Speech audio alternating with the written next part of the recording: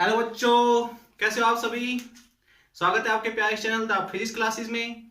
और आज हम लेके आए हैं इलेक्ट्रिक करंट का थर्ड लेक्चर। ठीक है, करंट इलेक्ट्रिसिटी का थर्ड लेक्चर आज हम स्टडी करेंगे, जिसके अंदर हम रेजिस्टेंस ओम्स लॉ के बारे में स्टडी करेंगे, रेसिस्टिविटी के बारे में स्टडी करेंगे, स्पेसिफिक रेजिस्टेंस के बारे में आज स्टडी करेंगे हम। और कुछ इन फॉर्मूले के ऊपर न्यूमेरिकल आज हम निकालेंगे जो इंपॉर्टेंट है पेपर के लिए भी, सीबीएसई बोर्ड के लिए भी, जेई मेंस आईआईटी के लिए भी और नीट्स के लिए भी, सबके लिए इंपॉर्टेंट है। तो आज हम जो स्टडी करेंगे वो है हमारा ओम्स लॉ से शुरू होते हुए रेजिस्टेंस रेजिस्टिविटी तक हम पहुंचेंगे।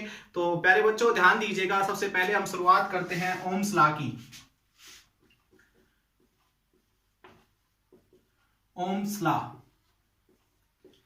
बेटा आप सभी जानते हो कि हम अब इसके अंदर करंट की बात कर रहे हैं, यानी कि charge particle with a constant velocity जब किसी भी कंडक्टर के अंदर एक कंडक्टर के इस एंड से इस एंड तक मूव करते हैं तो हम कहते हैं कि उस कंडक्टर के अंदर करंट फ्लो कर रहा है।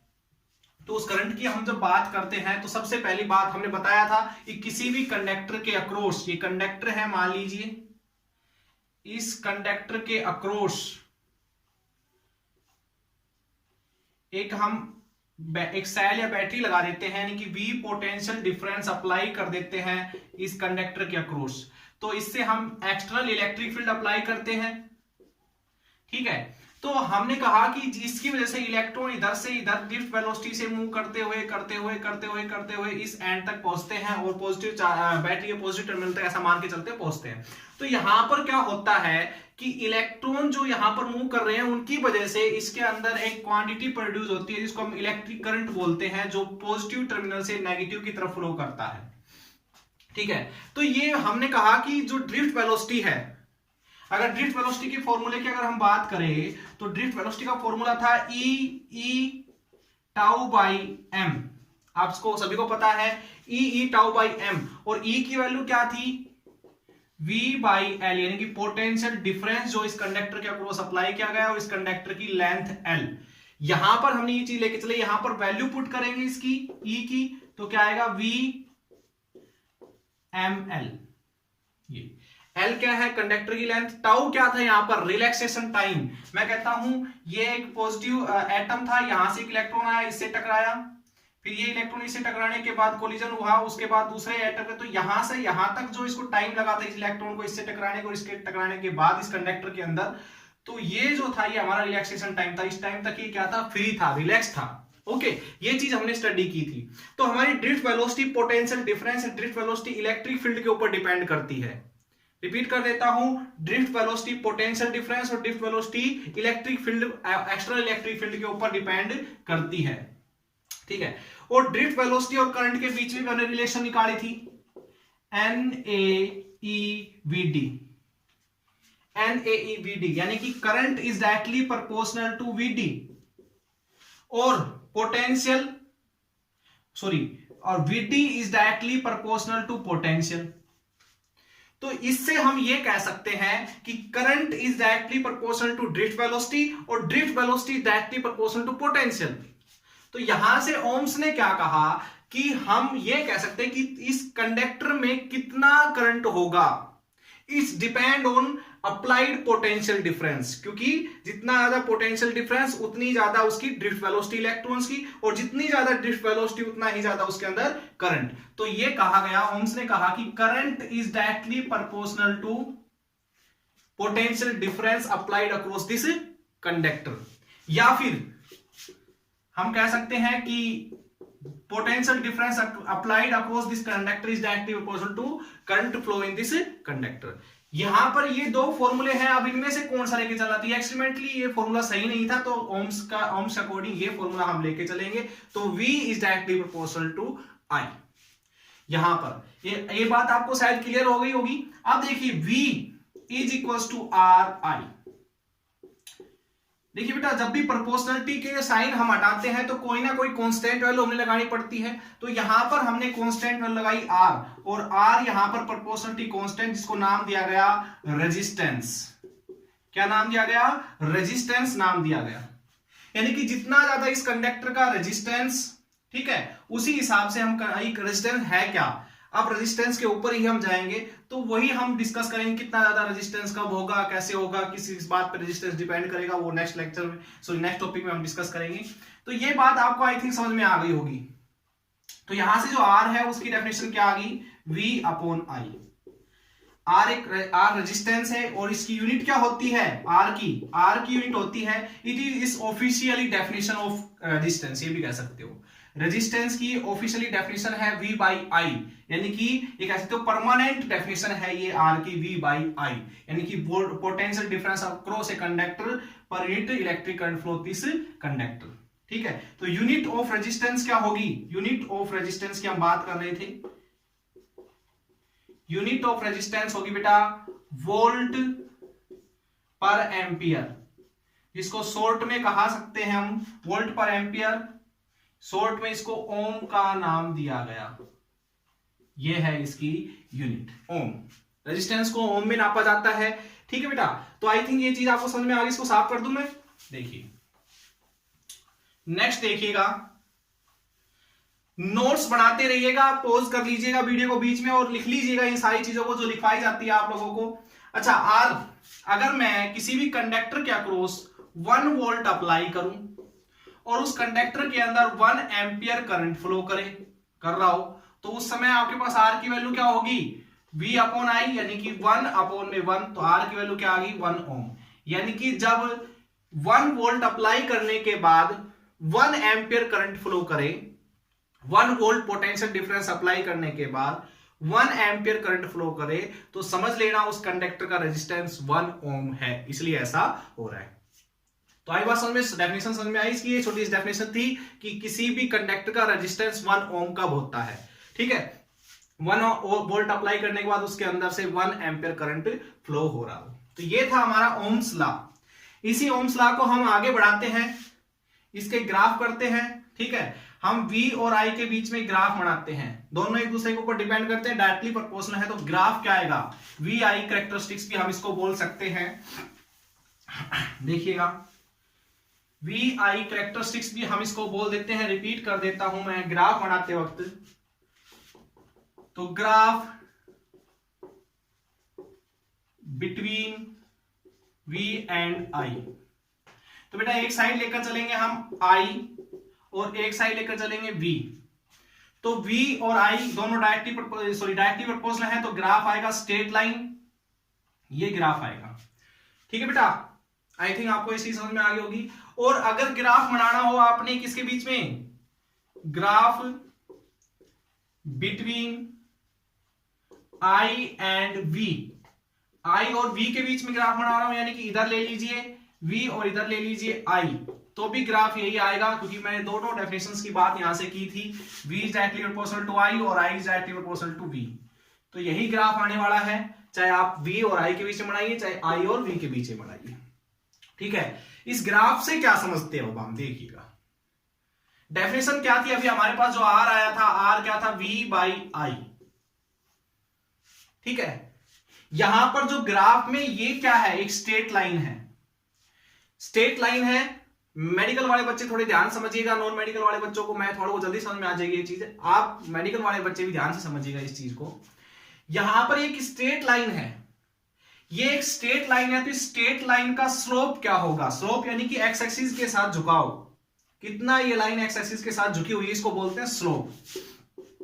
स्लोप ऑफ दिस लाइन, इस लाइन का स्लोप निकालते हैं। मान लीजिए, चलो इसको साफ कर देता हूं, इसको मैं ऐसे टच करवा देता हूं, ऐसे ट्रायंगल बना देता हूं, ध्यान दीजिएगा। मान लो यहां से यहां तक का करंट मैंने I मान लिया, और यहां से यहां तक की वोल्टेज मैंने या पोटेंशियल डिफरेंस V मान लिया, तो ये हो गया V, और यहां से यहां तक का डिस्टेंस हो गया, ये मान के चल सकते हो ग्राफिकली अगर देखें तो ये हो गया V और I, ये एंगल हो गया थीटा। मैंने कहा इस लाइन का मुझे स्लोप निकालना है, तो स्लोप ऑफ लाइन OA नाम दे देते हैं, लाइन OA लाइन का स्लोप होगा tan थीटा, स्लोप को बोलते हैं हम tan theta. Slope tan theta किसी को होता है, परपेंडिकुलर अपॉन बेस, यानी कि V अपॉन में I। बच्चों आई थिंक आपको ये चीज समझ में आई है, यानी कि जो आपका स्लोप है वो हमारा v बाई आई आया, लेकिन हमारा v बाई आई तो r के इक्वल था, तो यानी कि हम ये कह सकते हैं कि r हमारा स्लोप ऑफ लाइन है। यानी ग्राफ के अंदर बड़ा इंपॉर्टेंट है बेटा, ये याद रखना, एक्सपेरिमेंट जब आप करते हो तो उसमें काम आने वाली चीज है ये। यहां से जो इस लाइन का स्लोप है, इस ग्राफ के अंदर जो लाइन बनी है, इस लाइन का स्लोप ही हमारा रेजिस्टेंस कहलाएगा। ठीक है, मान लीजिए कभी न्यूमेरिकल में आपको ग्राफ दे दे ऐसे बना के, ठीक है, v की वैल्यू इस पॉइंट पे दे दे और i की वैल्यू इस पॉइंट के ऊपर दे दे, मान लो ऐसे दे दे, इतनी v की वैल्यू इतनी i की वैल्यू, और पूछ ले आपसे इस ग्राफ को देख के रेजिस्टेंस बताइए। मान लीजिए i की वैल्यू है 2 और v की वैल्यू है 5, और आपसे कह देंगे बताइए भाई इस ग्राफ को देख के इसका रेजिस्टेंस कितना होगा। ठीक है, ये जिस कंडक्टर के लिए ग्राफ बनाया गया उस कंडक्टर का रेजिस्टेंस कितना होगा, तो आपने क्या करना है बेटा, r इज इक्वल्स टू 5/2 आपने करना है, तो r की वैल्यू आ जाएगी यहां से 2.5 ओम। ठीक है, आई थिंक आपको ये चीज समझ में आ गई होगी। ओके बच्चों, ठीक है, अब आगे देखिएगा, ऐसे ही इस ग्राफ से अगर स्लोप निकाल के देखें तो क्या आता है। देखिए ये vi ग्राफ बोला जाता है और ये iv ग्राफ बोला जाता है बेटा, ये आप लोगों ने ध्यान रखना है। ग्राफ में भी चेंजमेंट होता है, न्यूमेरिकल करते वक्त ध्यान रखना इस चीज का। तो iv ग्राफ है, ऐसे ही मान लीजिए पॉइंट है आपका a, यहां पर v और i ये वैल्यू है, यहां पर o है, तो इसका अगर मैं स्लोप निकालना चाहूं इस लाइन का, ये एंगल थीटा मान लेते हैं, तो tan थीटा हम लोगों ने निकालना है, तो परपेंडिकुलर मान लीजिए v, सॉरी इधर, हाँ इसकी वैल्यू किसकी इक्वल होगी, करंट की इक्वल, तो ऊपर आएगा i। अच्छा, इसकी वैल्यू किसकी होगी, v लेके चल रहे एक्स एक्सिस के लोग, तो v i अपॉन में v। अच्छा, tan थीटा अगर मैं इसको ऐसे लिख लूं तो करंट सबसे ऊपर है, करंट को सबसे नीचे ले आया। ठीक है, तो ये किसकी वैल्यू हो गई यहां पर, यानी कि tan थीटा यहां पर 1 अपॉन में r के इक्वल आ जाएगा। यानी कि slope of this line in IV graph is equals to the reciprocal of resistance. समझे बात आप लोग, क्या बताया मैंने यहां से कि आपके पास slope of this line is equals to, sorry slope of this line in IV graph is equals to reciprocal of the resistance IV graph, और इसके अंदर slope of the line in VI graph, slope of the line is VI graph is equals to R resistance। ठीक है, समझ गए बेटा आप लोग, ये बहुत आसान डेफिनेशंस थी।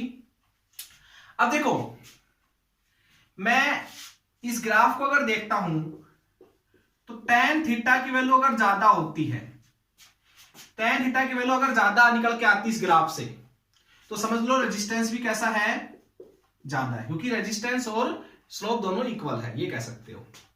ठीक है, तो यहां से इसका अकॉर्डिंग आपके पास क्या आया था, ये v बाई आई, तो ये स्लोप अगर ज्यादा है तो देखो झुकाव विद एक्स एक्सिस, अगर ये ऐसे होता थोड़ा सा ऊपर की साइड, थोड़ा सा ऊपर की साइड होता, तो यानी कि झुकाव ज्यादा होता, यानी कि अगर ये लाइन ऐसे होती तो ये एंगल ज्यादा होता, एंगल ज्यादा होता, tan थीटा की वैल्यू ज्यादा होती, तो इस ग्राफ से ये पता लगा कह सकते थे हम कि रेजिस्टेंस यहां से जो ग्राफ है, जिस कंडक्टर का ग्राफ है ये, उसका आपके पास रेजिस्टेंस ज्यादा होगा।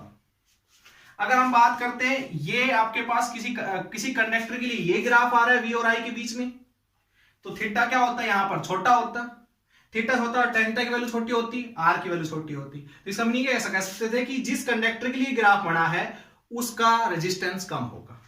ओके, आई थिंक बेटा ये चीज आपको समझ में आ गई होगी। अब नेक्स्ट हम बढ़ते हैं रेजिस्टेंस के बारे में पढ़ेंगे अब हम। ठीक है, ये था हमारा ओम्स लॉ। अब हम पढ़ेंगे इलेक्ट्रिकल रेजिस्टेंस के बारे में। किसके बारे में पढ़ेंगे, इलेक्ट्रिकल रेजिस्टेंस के बारे में। ध्यान दीजिएगा बात पे मेरी पे, क्या होता है इलेक्ट्रिकल रेजिस्टेंस। अभी हमने जो ओम्स लॉ पढ़ा, इससे हमें एक कांस्टेंट प्राप्त हुआ जिसको हमने रेजिस्टेंस दिया। ये है क्या रेजिस्टेंस बेटा, इसी बात के ऊपर हमने डिस्कस करना है कि रेजिस्टेंस होता क्या है। नॉर्मली हमने अभी जो पढ़ा था उससे ये डेफिनेशन आई थी और R की वैल्यू आई थी V बाई आई, यानी कि रेजिस्टेंस क्या है, V और I का रेशियो। बट अगर नॉर्मली थ्योरेटिकल देखें कि रेजिस्टेंस होता क्या है, तो बेटा देखिए कंडक्टर है, इस कंडक्टर के अंदर से करंट फ्लो कर रहा है, इस कंडक्टर के अंदर से करंट फ्लो कर रहा है इस डायरेक्शन में, V पोटेंशियल डिफरेंस अप्लाई करने के बाद। तो इस कंडक्टर के अंदर से अगर रेजिस्टेंस फ्लो करंट फ्लो कर रहा है बेटा, तो इस करंट के रास्ते में कहीं ना कहीं रुकावट आती है। ये कह सकते हो आप कि जब नेगेटिव चार्ज चलते हैं ना, तो वो पॉजिटिव जो एटम्स होते हैं उनसे टकराते हुए चलते हैं। इन पॉजिटिव एटम्स को हम कर्नल भी बोल देते हैं। क्या बोल देते हैं? कर्नल भी बोल देते हैं। तो इन पॉजिटिव एटम से टकराते हुए चलते हैं, तो इनके रास्ते में एक रुकावट आती है, इन इलेक्ट्रॉन के रास्ते में रुकावट आती है, जिससे ये जितना करंट फ्लो एनर्जी लेके इधर से इधर जा रहे थे, उतनी एनर्जी को यहां से यहां तक नहीं पहुंचा पाते, इतनी एनर्जी को ये यहां से यहां तक नहीं पहुंचा पाते। इसका मीनिंग क्या हुआ कि इनके रास्ते में रुकावट है। इस पोटेंशियल डिफरेंस की वजह से जितना करंट इसके अंदर फ्लो करना चाहिए उतना करंट फ्लो नहीं कर पा रहा है, क्योंकि इलेक्ट्रॉन यहां पर टकराते हुए चल रहे हैं, अपनी एनर्जी का लॉस करते हुए चल रहे हैं। ठीक है, तो इसमें अगर और भी ज्यादा पॉजिटिव चार्ज होते तो और ज्यादा इलेक्ट्रॉन्स, इन इलेक्ट्रॉन को और ज्यादा पॉजिटिव चार्ज से टकराना पड़ता, ज्यादा एनर्जी का लॉस होता। तो ये कह सकते हो कि इसका रेजिस्टेंस और भी ज्यादा होता, रुकावट इसके करंट के रास्ते में रुकावट और भी ज्यादा होती। तो रेजिस्टेंस क्या है बेटा? यहां से property of a material which is produce a obstruct in electric current, which is produce obstruct in a electric current। ठीक है, इलेक्ट्रिक करंट के रास्ते में, ठीक है, the flow of electric current भी लिख सकते हो, obstruction the flow of electric current, ये भी लिख सकते हो। फ्लो ऑफ इलेक्ट्रिक करंट के यानी करंट के रास्ते में जो रुकावट प्रोड्यूस करती है मेटेरियल की प्रॉपर्टी को ही हम रेजिस्टेंस बोलते हैं। मेटेरियल की प्रॉपर्टी यानी कंडक्टर जो यहां पर लेके चले उसकी प्रॉपर्टी। देखिए बेटा, इस कंडक्टर में ज्यादा इलेक्ट्रॉन होते हैं, ज्यादा पॉजिटिव एटम होंगे, उसके अंदर ज्यादा पॉजिटिव एटम होंगे, ज्यादा इलेक्ट्रॉन टकराएंगे, इलेक्ट्रॉन टकरा के चलेगा तो क्या होगा? रिलैक्सेशन टाइम कम होगा। आपको पता है ना, ये चीज हम करवा चुके, E tau by M. Relaxation time अगर कम होगा तो वीटी की वैल्यू कम होगी, और ड्रिफ्ट वेलोसिटी अगर कम होगी तो करंट भी उसके अंदर कम होगा। क्लियर ये बात सभी को? तो it is the property of a material which is produce obstruct in the obstruct the flow of electric current. Electric current के रास्ते में एक ऑब्स्ट्रक्टर यानी कि रुकावट के तरीके से काम करने वाली मेटल की प्रॉपर्टी को ही हम रेजिस्टेंस बोलते हैं। अभी हमने जो पढ़ा था ओम्स लॉ के अकॉर्डिंग, आर क्या था? एक कांस्टेंट था बेटा, बट एक्चुअल में आर एक कांस्टेंट नहीं हो सकता कभी भी। ठीक है, आर कांस्टेंट नहीं हो सकता, आर चेंज हो सकता है। किस तरीके से चेंज हो सकता है सोचिए। देखिए बेटा, आर चेंज हो सकता है, आर किन किन बातों पे डिपेंड करता है ये भी आज हम पढ़ेंगे। आर एक वेरिएबल है, कांस्टेंट भी है और वेरिएबल भी है। कांस्टेंट कब है और वेरिएबल कब है, यानी कि आर की वैल्यू कब कांस्टेंट रहेगी और कब चेंज होगी, इसके बारे में स्टडी करेंगे। तो देखिएगा, मान लीजिए कंडक्टर है, इस कंडक्टर का साइज बढ़ा दिया जाए, यानी कि इस कंडक्टर की लेंथ बढ़ा दी जाए। मान लीजिए, एक बार सोच के चलिए इस चीज को, इस कंडक्टर की लेंथ बढ़ा दी जाए, तो कंडक्टर की लेंथ बढ़ने से ये जो इलेक्ट्रॉन था, पहले मान लीजिए 10 पॉजिटिव एटम से टकरा रहा था, लेंथ अगर बढ़ा दोगे इस कंडक्टर की, तो अब इस इलेक्ट्रॉन को यहां से इस एंड तक पहुंचने के लिए ज्यादा पॉजिटिव एटम से टकराना पड़ेगा, ज्यादा एनर्जी का लॉस होगा, यानी ज्यादा रेजिस्टेंस होगा। तो रेजिस्टेंस चेंज हो जाएगा इसका, अगर इसकी लेंथ बढ़ा दोगे तो आप, तो resistance depend on the length. तो उस टाइम आपके पास ये कह सकते हो कि अगर लेंथ और area of cross section of this conductor अगर फिक्स रखा गया, लेंथ भी कांस्टेंट रखी जाए और एरिया भी कांस्टेंट रखा जाए इस कंडक्टर का, तो रेजिस्टेंस भी कांस्टेंट होगा। ठीक है, अगर लेंथ यहां पर चेंज कर दी जाए, यानी कि लेंथ यहां पर चेंज कर दी जाए, लिख लीजिएगा ये चीज, और एरिया भी चेंज कर सकते हो, तो अगर एरिया भी चेंज कर दिया जाए तो रेजिस्टेंस यहां पर वेरिएबल है, कांस्टेंट नहीं है, याद रखना। तो ये कह सकते हो कि resistance is depend on the dimensions of conductor. Resistance is depend on the dimensions of conductor. Conductor के एरिया और लेंथ के ऊपर डिपेंड करता है कि उस कंडक्टर का कितना रेजिस्टेंस होगा, वो कितना ज्यादा कैपेसिटी में करंट को रोक पाएगा। क्लियर बच्चों? ठीक है, अब हम इसी के ऊपर थोड़ा सा और डिस्कस करते हैं और एक नए फॉर्मूले को जनरेट करते हैं। ध्यान दीजिएगा आप सभी, ये इसका ऑफिशियल फॉर्मूला है, बाय डेफिनेशन इसका फॉर्मूला है जो ओम्स ने दिया था रेजिस्टेंस का। लेकिन बेटा ध्यान दीजिए, वीडी आप लोगों ने पढ़ा है ई टाउ बाई एम, पढ़ा है बेटा सभी ने। टाउ यहां पर रिलैक्सेशन टाइम, ई यहां पर charge on electron, E applied external electric field, M mass of electron.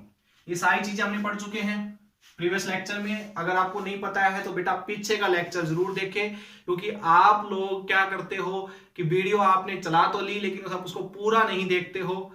ठीक है, ये बहुत बड़ी कमी है बेटा। मैं आपको एक चीज बताता हूं कि अगर आप लोगों को किसी भी काम को करते वक्त अगर आप लोगों ने उस काम पे फोकस नहीं किया तो बाद में बेटा आपको रिग्रेट करना पड़ेगा, तो आपको सोच में पड़ना पड़ेगा कि आपने ये काम किया ही क्यों सर। तो पछतावा बाद में हो, तो उससे पहले आप अभी मेहनत करो। ठीक है, ध्यान दीजिए मेरी बात पे। तो बेटा ई की वैल्यू अगर यहां से पुट करूं तो ई की वैल्यू होती है V बाई एल। तो V बाई एल अगर हम ले लेंगे तो ये आ गया। ओके बेटा, अब ध्यान दीजिए आगे मेरी बात पे। करंट क्या होता था, NaE VD। तो यहां से NaE VD कर रखे, EV टाउ बाई ML। तो बेटा देखिएगा यहां से सब एक काम करेंगे, I को तो डिवाइडर में चल देते और V को छोड़ के और सारी चीजों को इधर ले आते। तो ML अपॉन में E square N tau A is equals to V by I, ऐसा कुछ आएगा। और V बाई I हमारे पास आ गया ML E square N tau A। ठीक है, तो V बाई I क्या होता है, रेजिस्टेंस। तो रेजिस्टेंस का नया formula, important formula for numerical के लिए बहुत ही इंपॉर्टेंट फॉर्मूला है। ध्यान रखना, एक नया फॉर्मूला आज रेजिस्टेंस का हमें देखने को मिला। ML mass of electron, L length of conductor, E charge और इलेक्ट्रॉन, N क्या था, number of electron per unit volume. यानी कि किसी भी कंडक्टर के अंदर एक यूनिट वॉल्यूम में कितने इलेक्ट्रॉन है उसको हम N बोलते हैं। Free number of charge particle, यानी कि फ्री चार्ज डेंसिटी भी इसको बोल सकते हो। फ्री चार्ज डेंसिटी यानी कि एक यूनिट वॉल्यूम में कितने फ्री चार्ज है, तो वो आपके पास free charge density, number of free electron per unit volume. Tau relaxation time between two successive collision of electron in a conductor with move a speed drift velocity. A यहां पर area of the cross section of the conductor, area of the cross section of the conductor. ठीक है, अब देखिएगा यहां पर अगर आप देखो इसको ध्यान से, हम एक नए फॉर्मूले को जनरेट करेंगे। फिर से देखिएगा यहां से फॉर्मूले निकलते जा रहे हैं। तो देखिएगा बेटा, m constant, mass of electron fix रहता है, मास ऑफ इलेक्ट्रॉन फिक्स रहता है, चार्ज ऑन इलेक्ट्रॉन फिक्स रहता है, number of electron per unit volume भी फिक्स होते हैं और रिलैक्सेशन टाइम भी बेटा फिक्स रहता है। तो ये सारी चीजें यहां पर कांस्टेंट है, मान के चलते हैं थोड़ी देर के लिए। तो R इन सब की जगह मैं एक वैल्यू पुट कर रहा हूं रो, ठीक है, रो, और बच क्या गया L बाई A। यानी कि R is depend on length और R is depend on area. मैंने कहा था डिपेंड करता है लेंथ और एरिया के ऊपर, यहां से प्रूव भी कर दिया हमने कि R is directly proportional to length. यानी किसी भी कंडक्टर की लेंथ जितनी ज्यादा होगी, इलेक्ट्रॉन उस लेंथ से होके निकलेगा, तो क्या होगा, ज्यादा एनर्जी का लॉस होगा, इलेक्ट्रॉन की ज्यादा रेजिस्टेंस होगा। R is inversely proportional to area of the cross section, area of the cross section अगर ज्यादा होगा तो इलेक्ट्रॉन को उस कंडक्टर के अंदर से निकलने में आसानी होगी, एनर्जी का लॉस कम होगा, यानी कि एरिया ज्यादा तो रेजिस्टेंस कम। तो बेटा ये अब ये रो क्या है यहां पर, बेटा रो को बोलते हैं हम specific heat, so specific resistance या इसकी एक नाम लेते हैं हम इसका रेसिस्टिविटी। रेसिस्टिविटी। ठीक है, रो क्या है बेटा? स्पेसिफिक रेजिस्टेंस या रेसिस्टिविटी। ठीक है, क्या रेसिस्टिविटी को मैं कांस्टेंट बोल सकता हूं? रेसिस्टिविटी का फॉर्मूला क्या आया था? किसकी जगह पुट किया हमने रेसिस्टिविटी को? m अपॉन में ई स्क्वायर एन टाउ। देखिए बेटा ये है। अब मैं एक बार इन दोनों फॉर्मूले को, जो हमारे पास नए फॉर्मूले मिले हैं, इन दोनों को लिख देता हूं, जिसपे हम अब डिस्कस करेंगे। ध्यान दीजिएगा मेरी बात पे। देखिए बेटा, आर का फॉर्मूला आया है एम एल अपॉन में ई स्क्वायर एन टाउ बाई ए, या फिर रो एल बाई ए। यहां से प्रूव हो गया कि आर एक वेरिएबल हो सकता है अगर एल और ए को चेंज किया जाए तो। रो हमारे पास आया है M E square N tau. ये दो फॉर्मूले बेटा हमको यहां से अब मिले हैं। अब इन दोनों फॉर्मूले पे ही डिस्कस करना है।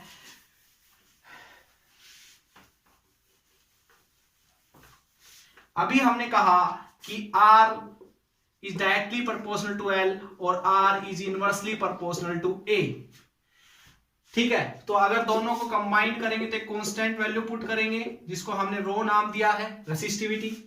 तो आप ये कहोगे कि सर ये रो जो है ये भी एक कांस्टेंट क्वांटिटी है। बिल्कुल नहीं बेटा, रो एक कांस्टेंट भी है और ये रो चेंज भी हो सकता है वेरिएबल हो तो वही बात फिर से रिपीट करते हैं कि रो कांस्टेंट कब होगी रेसिस्टिविटी और वेरिएबल कब होगी। रेसिस्टिविटी ऑफ ए कंडक्टर, एक कंडक्टर अपने आप में कितना करंट रोकने की क्षमता रखता है वो उसकी रेसिस्टिविटी यानी कि प्रॉपर्टी ऑफ मटेरियल के ऊपर डिपेंड करता है कि मटेरियल किस क्वालिटी का है, कॉपर का है, एल्यूमिनियम का है, आयरन का है, किसका है, तो उसको रेसिस्टिविटी बोलते हैं।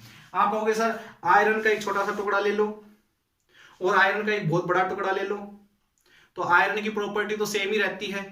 ठीक है, तो इस छोटे से टुकड़े की रेसिस्टिविटी भी उतनी होगी, बड़े से टुकड़े की रेसिस्टिविटी उतनी होगी, बस रेजिस्टेंस दोनों का अलग अलग हो सकता है क्योंकि लेंथ ज्यादा है ना दूसरे वाले की। रेजिस्टेंस डिपेंड करता है लेंथ एरिया पे, तो रेसिस्टिविटी किस पे डिपेंड करती है? रेसिस्टिविटी डिपेंड करती है बेटा टेम्परेचर पे, क्योंकि अभी आप लोगों ने देखा कि resistivity M N E square tau. Tau क्या है? Relaxation time. Relaxation time, tau क्या है? रिलैक्सेशन टाइम, यानी कि रिलैक्सेशन टाइम जितना ज्यादा, रिलैक्सेशन टाइम जितना ज्यादा उतना ही आपके पास रेसिस्टिविटी कम, और रिलैक्सेशन टाइम जितना कम उतनी ही ज्यादा रेसिस्टिविटी। ध्यान दीजिए, एक इलेक्ट्रॉन जब चलता है तो वो कर्नल एटम यानी कि पॉजिटिव एटम से टकराते हुए चलता है। ठीक है, इधर गया तो इनके बीच में उसको जो टाइम लगता है उसको रिलैक्सेशन टाइम बोलते हैं बेटा। तो देखिएगा ये रिलैक्सेशन टाइम घट कैसे सकता है? बाहर से अगर ज्यादा टेम्परेचर उसको दे दिया जाए, इस कंडक्टर को अगर बाहर से टेम्परेचर बढ़ा दिया जाए, इसका हीट इसको ज्यादा दे दी जाए बाहर से, तो क्या होगा? ये इलेक्ट्रॉन की आपके पास थर्मल वेलोसिटी बढ़ जाएगी। ठीक है, इस इलेक्ट्रॉन की थर्मल वेलोसिटी क्या होगी? इंक्रीज हो जाएगी, और थर्मल वेलोसिटी अगर इसकी इंक्रीज होगी तो ये जल्दी जल्दी ने एटम से टकराएगा, और जितनी जल्दी जल्दी एटम से टकराएगा टाउ की वैल्यू क्या होगी? घटेगी। टाउ अगर घटेगा तो रो रेसिस्टिविटी बढ़ेगी, तो टेम्परेचर बढ़ाने से रेसिस्टिविटी भी बढ़ेगी, टेम्परेचर बढ़ाने से रेसिस्टिविटी भी बढ़ेगी। तो रेसिस्टिविटी भी एक कांस्टेंट क्वांटिटी नहीं है। तो यहां पर इतना ही था हमारे पास टॉपिक। इन रेसिस्टिविटी रेजिस्टेंस के बारे में हमने स्टडी करना। रेजिस्टेंस का डायमेंशनल फॉर्मूला यूनिट हमने पढ़ी, ओम होती है। ठीक है, रेजिस्टेंस की यूनिट क्या होती है? रेजिस्टेंस की यूनिट क्या होती है? ओम होती है। ठीक है, यूनिट ऑफ रेजिस्टेंस। अब हमने देखना है कि रेसिस्टिविटी यूनिट क्या होती है। तो देखो रेसिस्टिविटी अभी हमने पढ़ा R is equal to rho L by A को इधर ले आएंगे, L को डिवाइड में, तो रो की वैल्यू आ गई ओम मीटर स्क्वायर अपॉन में मीटर, तो यूनिट आ जाएगी यहां से कैंसिल। ओम मीटर यूनिट होती है रेसिस्टिविटी की, याद रख लोगे इस चीज को। ओके, अब ध्यान दीजिए बेटा, यही था हमारे पास टॉपिक रेसिस्टिविटी और रेजिस्टेंस का। ओम्स लॉ हमने आज स्टडी किया। नेक्स्ट जो लेक्चर होगा, क्योंकि लेक्चर ज्यादा बड़ा हो गया, तो मैं सोच रहा हूं कि इसके जो न्यूमेरिकल है वो मैं नेक्स्ट लेक्चर में करवाऊं। ठीक है, कोशिश करूंगा मैं उसको आज ही अपलोड करने की, अगर आज नहीं तो कल सुबह तक पॉसिबल हो पाया तो कल सुबह तक मैं उसको अपलोड करूंगा। तो हम क्योंकि इसके न्यूमेरिकल बड़े इंपॉर्टेंट है, तो आई थिंक बेटा ये चीज आपको समझ में आई होगी। आप भी इसके न्यूमेरिकल निकालने की कोशिश करना जब तक मैं नई वीडियो अपलोड नहीं करता हूं नए न्यूमेरिकल या लेक्चर के साथ। तो देखिएगा, आप इनको अच्छी तरह से पढ़िएगा, मेहनत करो बेटा, अच्छी तरह से नोट्स बनाइए। Okay, all the best, thank you.